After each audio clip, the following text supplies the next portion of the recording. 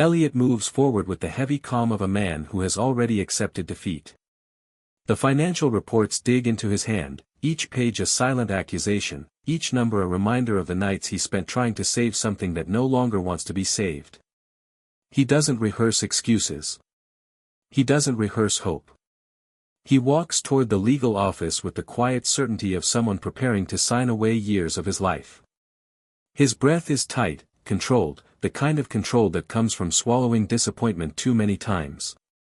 He tells himself to keep walking because stopping would mean letting the truth settle, that the company he built, the company he fought for, is ending on his watch.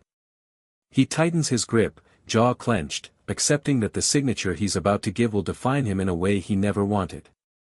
And then, life interrupts him without asking. One page slips from the stack, just one. A page he believes he's studied to exhaustion. A page he believes has nothing left to show him. It slides out of his fingers like it has been waiting for the exact second when he can't afford to lose control of anything. It drifts away, slow and deliberate, landing beside a woman and her young daughter. Elliot pauses. For one breath, he feels the sting of the moment, how bitterly fitting it is that even his paperwork won't stay with him. He steps toward it, still convinced he's walking toward an ending, still believing the next door he opens will close the chapter he fought too hard to keep alive. He doesn't know yet that this single sheet, the one he failed to hold on to, carries the mistake he never caught. He doesn't know his ending is about to be rewritten by hands far smaller than his. Elliot reaches for the fallen page, still believing it's nothing more than another piece of his failure, when a small hand gets there first. Junie picks it up with the calm precision of someone far older than 5. She doesn't look at the drawings on the walls, she doesn't fidget like most children her age. She studies the page as if it belongs to her, her eyes narrowing with quiet certainty. Elliot steps closer, ready to take the sheet back, ready to apologize for the inconvenience. But before he can speak, she lifts her head with the kind of straightforward honesty only a child can carry. "Sir, you missed this number." The sentence hits him harder than he expects. Not because of what she says, but because of how she says it, not timid, not unsure, but with the tone of someone pointing out something obvious. She turns the page toward him, her small finger tapping a single line he has looked at 100 times without really seeing. Elliot freezes. For a second, he just stares at her, then at the number, then back at the pattern she traced without hesitation. It isn't random. It isn't lucky. It's precise. The correction in her tiny voice cuts through weeks of exhaustion, revealing a discrepancy he should have caught, a shift in the numbers that changes the entire conclusion he built his decision on. He feels the shock settle in his chest, sharp, undeniable. A 5-year-old has just pointed at the exact flaw that might have destroyed him. And for the first time in a long time, Elliot feels something he hasn't felt through endless nights of calculations and fear. He feels the Elliot stares at the laptop screen, the cursor blinking like a heartbeat in the silence of his thoughts. He types the number again, carefully, methodically, as if repeating the calculation will somehow make it sink in. And then it does. The corrected number, the one Junie had pointed out with the quiet authority of someone far beyond her age, shifts everything. The balance, the projections, the decisions he had convinced himself were final, all of it tilts on a hinge so small, so fragile, that he feels the ground beneath him tremble. Celeste hovers behind him, shifting from foot to foot, her voice hesitant. I didn't see it either," she admits, almost whispering, almost ashamed. She expects reproach, or maybe exhaustion, but not the reaction that follows. Elliot doesn't respond immediately. He leans back, hands gripping the edge of the desk, trying to let the revelation sink in. One child's observation, one fleeting glance at a number, has undone weeks of despair. And in that realization, the weight that has pressed on his chest for months begins to lift, slowly, painfully, in a way he almost can't believe. He looks down at Junie, really looks at her, and for the first time, curiosity cuts through the numbness. The way she sees the world, precise, fearless, unfiltered, it fascinates him. This small girl has done what no seasoned analyst, no board member, no strategy consultant could. She has changed the trajectory of his life. She has rewritten the ending he thought was inevitable. For a moment, he simply watches her, silent, letting the enormity of it sink in. He notices the tilt of her head, the calm in her gaze, the tiny finger still pointing at the number as if it were a mark of conquest. And in that tiny gesture, he feels something he hasn't felt in years, a spark of hope so intense it almost frightens him. He exhales, long and slow, and realizes that this is no longer just about saving a company.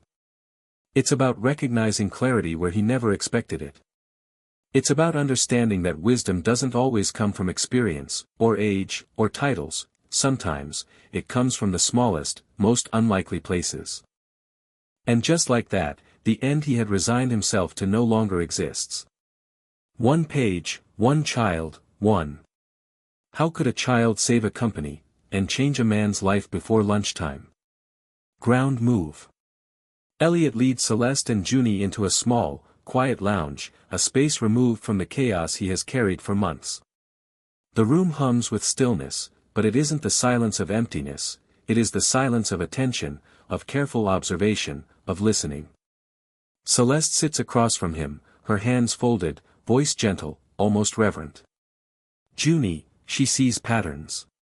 Grids, numbers, sequences, she notices things most of us overlook. It's like her mind is built differently. Her words are careful, weighed, as if speaking too loudly might break the fragile clarity she describes. Elliot watches Junie, who sits small and calm, her fingers tracing invisible lines on her lap, her eyes clear and steady. He feels a strange, unfamiliar pull in his chest, fascination, humility, awe, all at once. For years, he has lived in numbers, in patterns, in predictions, yet he realizes that in all his experience, he has rarely encountered someone who understands them instinctively, without effort, without pride. He leans forward, elbows on his knees, voice low, more to himself than anyone else. She sees it, without trying. It's effortless for her. Celeste nods, hesitant but encouraged by his engagement. It's not just the numbers, she says softly. She understands relationships, how one change affects the rest. She notices the smallest inconsistencies, the tiniest shifts. It's why she saw what no one else could. Elliot listens. Not with the distracted attention of a man overwhelmed by problems, but with the deep, undivided focus of someone who has rediscovered something he thought he had lost, the ability to truly hear. For years, no one has spoken to him with such clarity, and no one has demanded that he understand as Junie does. In that quiet room, surrounded by the small certainty of a child's mind, Elliot feels something shift inside him. His exhaustion loosens its grip. His doubt hesitates. And in its place, a new curiosity, a renewed openness, takes root. For the first time in months, he does not feel defeated. He feels alive. Could a child's clarity teach a man who has forgotten how to listen? Celeste's voice is soft, almost fragile, but every word carries the weight of lived hardship. She doesn't raise her tone, doesn't dramatize her story, she simply recounts it as fact, as if stating it aloud is enough to lay it down and finally let it rest. I lost my job, she begins, her hands tightening slightly in her lap. I lost my home. Everything fell apart when I trusted the wrong person, a man who used me, who made promises he never intended to keep. I ended up drowning in debts I didn't understand, obligations I couldn't escape. Her gaze flickers to Junie for a moment, protective, fierce, almost desperate in its quiet intensity. Elliot listens. He doesn't interrupt. He doesn't offer solutions. He simply lets the words enter him, layer by layer, like bricks stacking quietly against a wall he hadn't realized was there. He can feel the careful restraint behind her words. She is strong, but she has been broken, and she measures every word with the care of someone who cannot risk being seen as weak. Celeste's voice softens, almost whispering now, though it carries more truth than any shout could. All I've ever wanted is safety, stability, a place where Junie can grow without fear, without knowing the pain I've known. She looks at Elliot, her eyes steady, almost challenging him to understand. It's not a plea. It's a statement of survival. Elliot feels something tighten in his chest. For years, he has fought battles of numbers, of deadlines, of corporate survival, but this quiet, unshakable courage, strikes him differently. It's raw. It's human. It's a force that cannot be calculated or predicted. He leans back slightly, hands folded, silent for a moment longer than feels natural, absorbing the enormity of what she has lived through. And in that silence, he begins to understand that the stakes are not only financial, not only professional. They are profoundly human. They are about trust, protection, and the fragile lines between survival and despair. Elliot sits back, letting the words linger in the quiet space between them. He watches Celeste, watching Junie, and sees more than a woman who has endured loss. He sees strength that isn't loud or boastful, grace that doesn't demand recognition, and a resilience that feels almost sacred in its steadiness. For the first time in weeks, he notices the way someone can carry the weight of past pain and still move forward, not in denial, but with quiet determination. It is not perfection. It is survival. It is courage. And it strikes him more deeply than any strategy or report ever could. He leans slightly forward, voice low but deliberate, as if each word needs to be measured before leaving him. "Thank you," he says. "For bringing Junie to me, for showing me this." He doesn't specify what this is, because even he cannot fully articulate it. It is a lesson, a moment of clarity, a crack in the armor he has carried for so long. Celeste only nods, her own eyes steady, a faint trace of relief in the set of her shoulders. She never intended to change anything. She was only doing what any mother would, protecting her child, following her instincts. Yet the impact ripples far beyond her intentions, altering not just the fate of a company, but the course of a man's life. Elliot's gaze drifts to Junie for a moment, and something unexpected stirs within him, a spark of hope that feels both fragile and necessary. He realizes that change, real change, doesn't always announce itself. Sometimes, it arrives quietly, carried in the hands of someone small but unyielding. The days that follow are a blur of numbers, meetings, and decisions, but something has shifted in Elliot. Elias' tech stabilizes, slowly, almost imperceptibly at first, then with a steady certainty he had thought impossible. Every correction, every adjustment, every carefully weighed choice now carries a new edge, a quiet determination fueled not by fear of failure, but by hope he hasn't felt in years. He works longer hours, driven, focused, meticulous, yet his mind is never fully in the spreadsheets, the projections, the endless chain of calculations. It keeps wandering, back to the quiet lounge, back to the small, deliberate hand that first pointed out the flaw no one else could see, back to the woman who carried her pain with grace and never asked for recognition. He catches himself replaying the moment over and over, Junie's eyes, unwavering, Celeste's quiet strength, the simplicity with which they changed everything in a single afternoon. He tries to push it aside, to focus solely on work, but the memory tugs at him relentlessly, a quiet insistence he cannot ignore.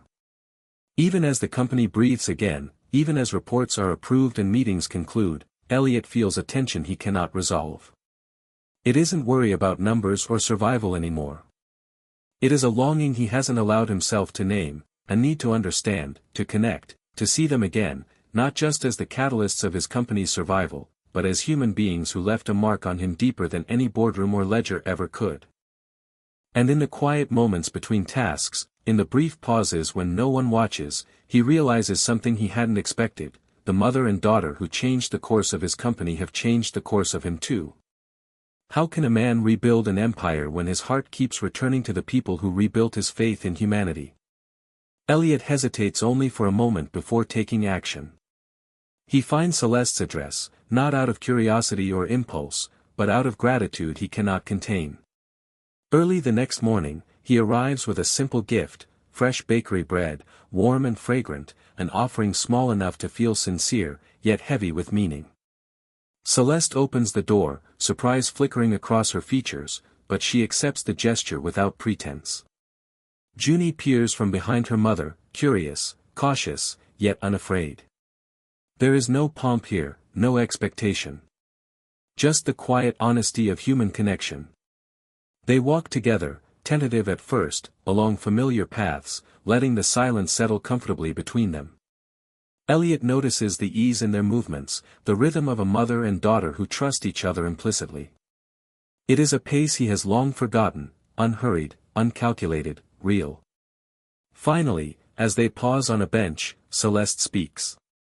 Her voice carries the weight of experience, the tremor of vulnerability, but also the steadiness of someone who has survived far more than anyone should. She shares fragments of her past, the debts, the betrayals, the nights when she feared there would be no tomorrow.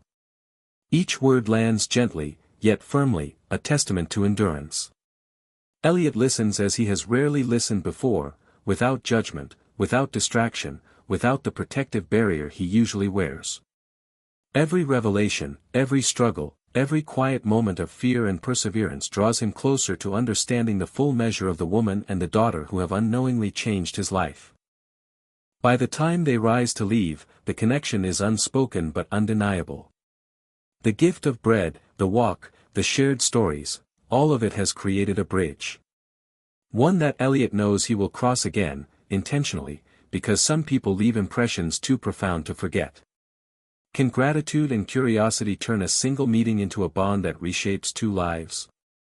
Junie's laughter drifts easily, light and unguarded, carrying with it a joy Elliot had long forgotten existed. It is not forced. It is not performative. It is entirely spontaneous, and for the first time in weeks, he feels the tension in his chest loosen, just enough to let a smile surface. Celeste watches them quietly, her eyes tracking the small movements, the subtle gestures, the patience in Elliot's gaze. She notices how he listens, not waiting for his turn to speak, not analyzing each word, not measuring what comes next, but genuinely hearing. How calmly he stays, how naturally he allows space for Junie to speak, to explore, to be herself. And in that calm, in the attention he gives without expectation, something fragile begins to bloom. A spark of trust, small but undeniable, flickers in Celeste's chest. She doesn't let herself hope too quickly, she has learned to protect what is precious. But she allows the possibility, quietly, almost imperceptibly. Elliot, too, feels the quiet bond forming, one built not on obligation or gratitude, but on simple human recognition. He sees Junie's intelligence, her precision, her courage. He sees Celeste's endurance, her grace under pressure, her relentless care for her daughter. And in seeing them, he feels a part of himself he had buried reawaken, the part that can nurture, that can protect, that can trust again. For a moment, words are unnecessary.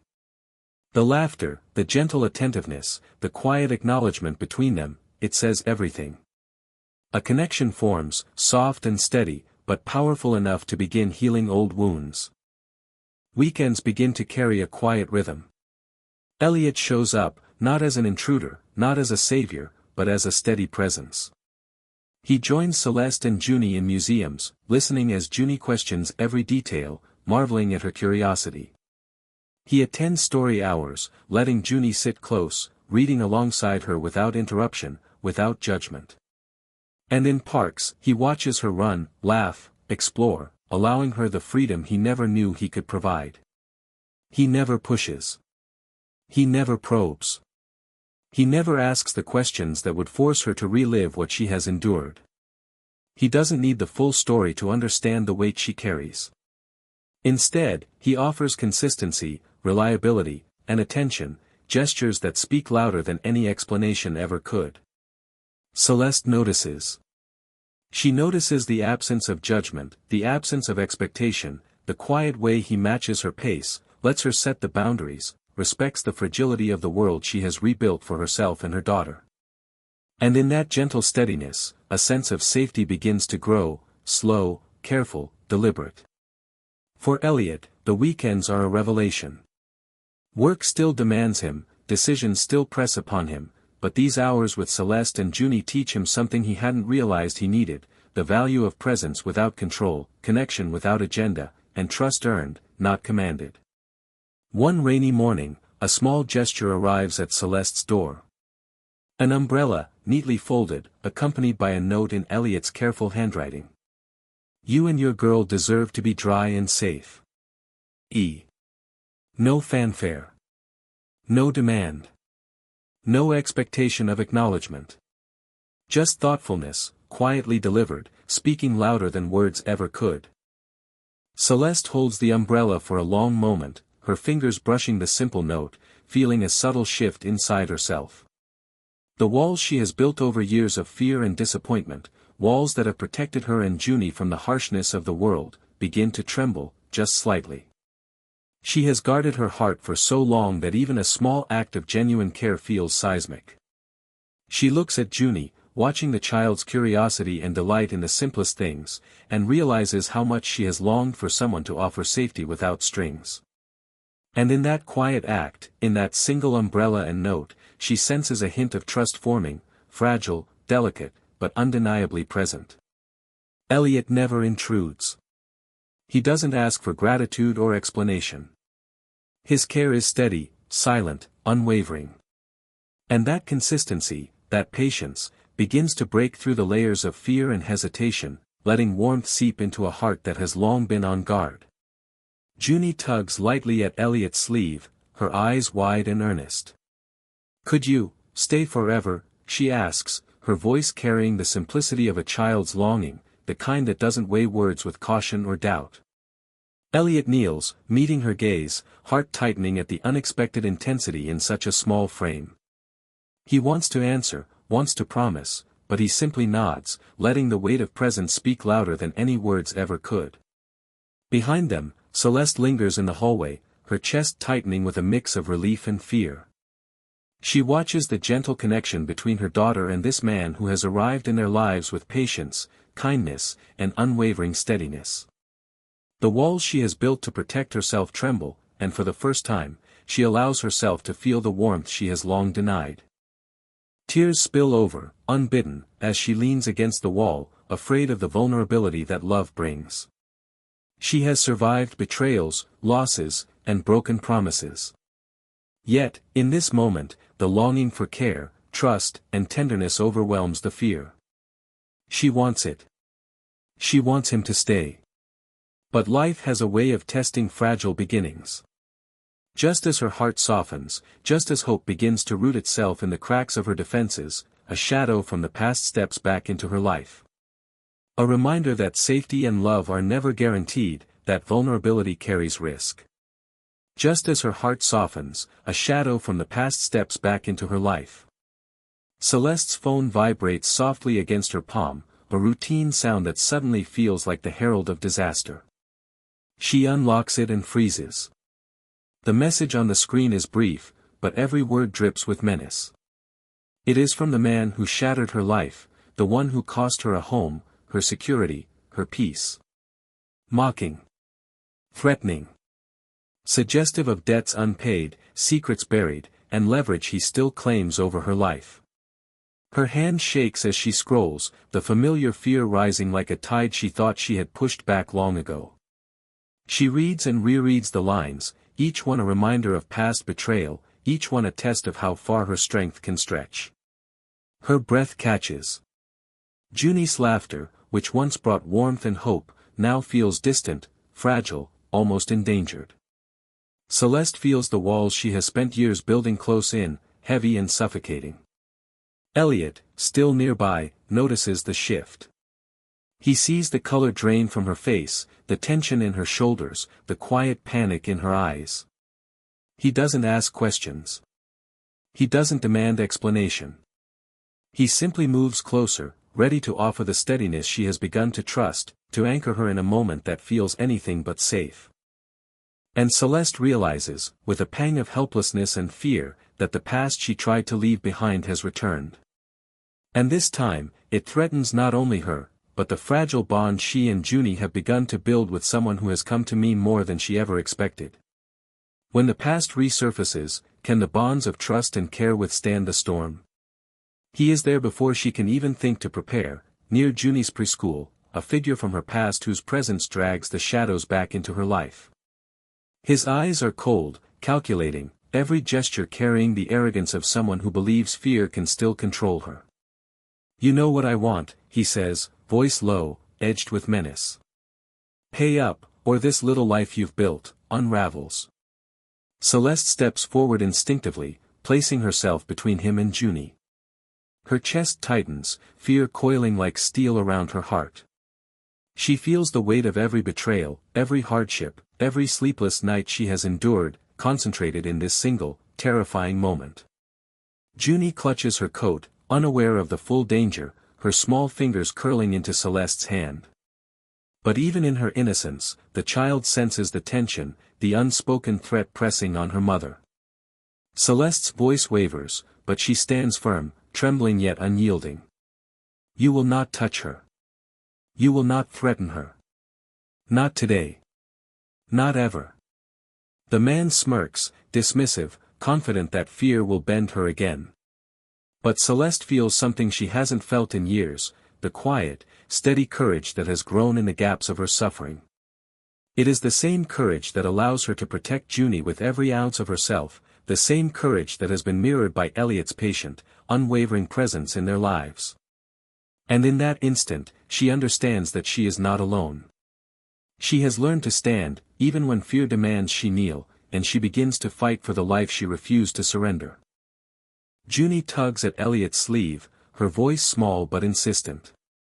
"There's a weird man," she whispers, eyes wide, her trust in him absolute. She doesn't fully understand the danger, but she knows instinctively that something is wrong. Elliot listens, silent, absorbing every word. There is no panic in his response, no dramatics. He doesn't scold, he doesn't ask questions. He simply acts. Quietly, methodically, he sets up protections, legal safeguards to ensure Celeste cannot be coerced, discreet cameras to monitor entrances, reinforced locks to guard every possible point of intrusion. Each measure is precise, careful, effective, invisible yet unyielding, like the steadiness he has shown in every gesture since meeting them. Celeste notices his calm efficiency, the way he moves without fanfare, without unnecessary words. And for the first time, she feels the depth of security she has longed for, not just for herself, but for Junie, whose safety has always been the axis around which her fragile world turns. Elliot's presence is quiet but resolute, a shield forged without noise, without demand for recognition. The child's instinct, the mother's trust, and his own careful vigilance converge into a sanctuary built from thoughtfulness and experience.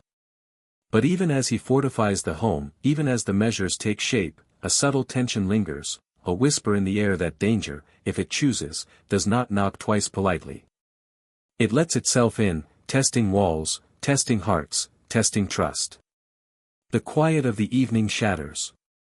The man, the shadow from Celeste's past, forces his way into her apartment, confident, cruel, certain that fear will bend her again. The air thickens with tension, the kind that tightens the chest, quickens the pulse, and presses down with invisible weight. Junie freezes, clutching her mother's hand, eyes wide with terror. She doesn't fully understand the danger, but she feels it, instinctively. Elliot arrives within moments, moving with calm precision. He positions himself between Celeste, Junie, and the intruder, a silent barrier, steady and unwavering.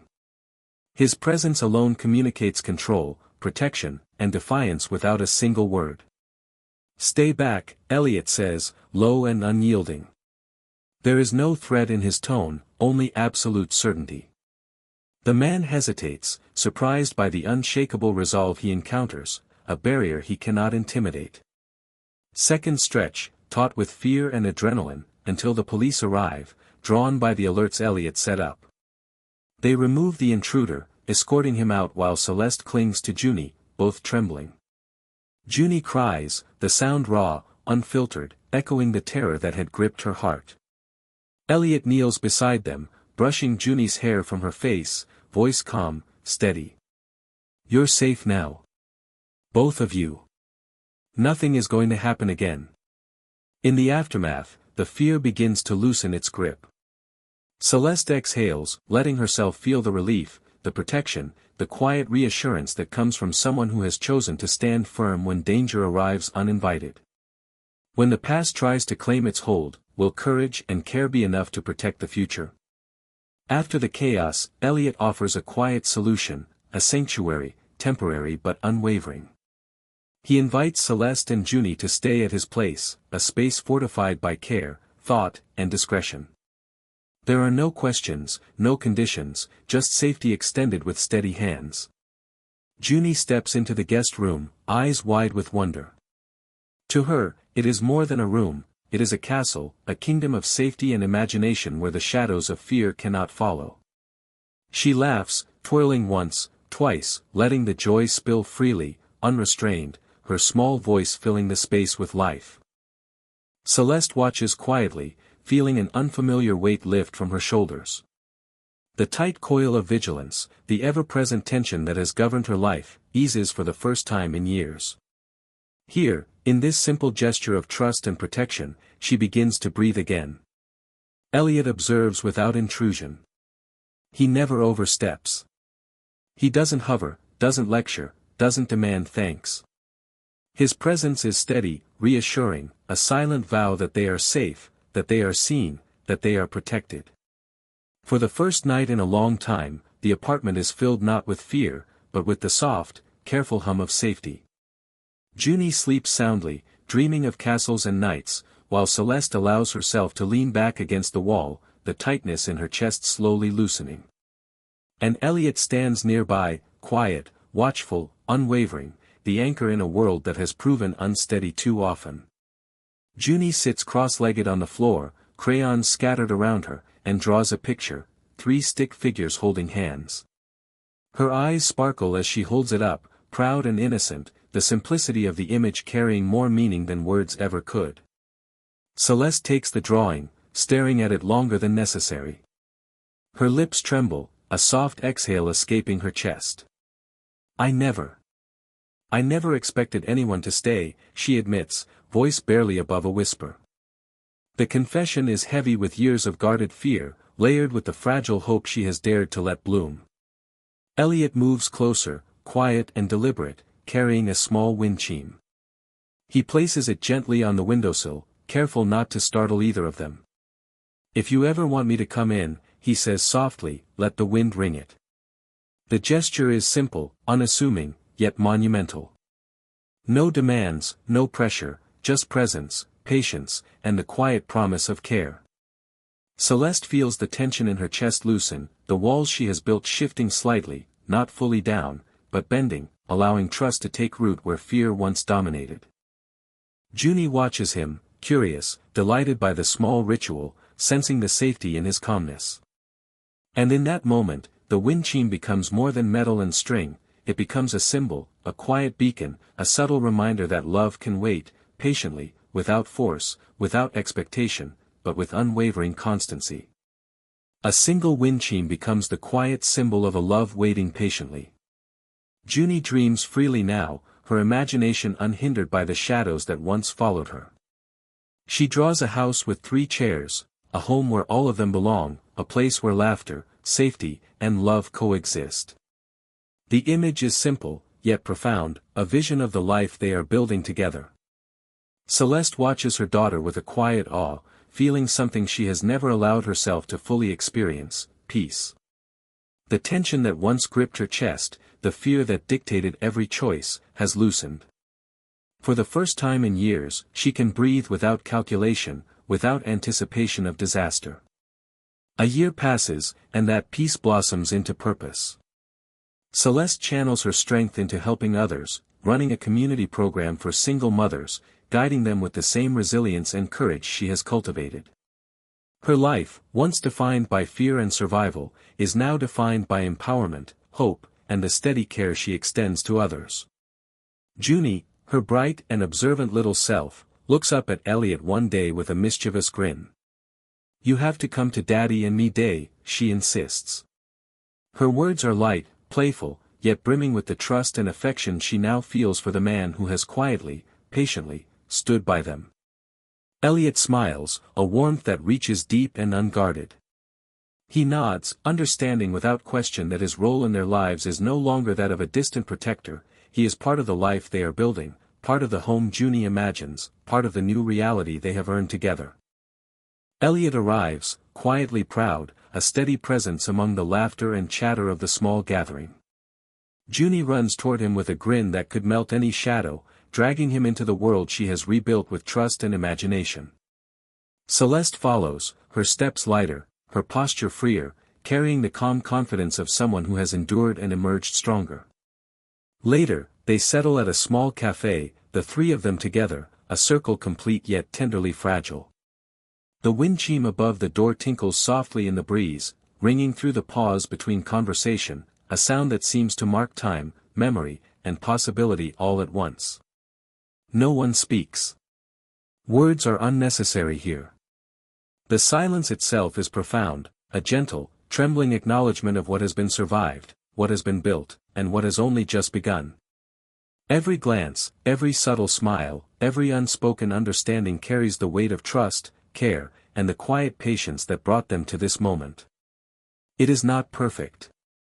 It is not finished. It is incomplete, a beginning still forming, delicate and real.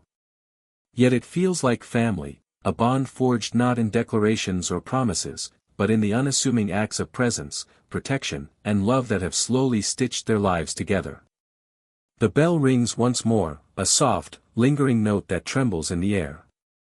And in that small sound, a world of possibility awakens. Something new is about to shift, though no one knows which way the wind will blow next. The bell rings once more, and something new is about to shift again, yet no one knows which way the wind will blow next.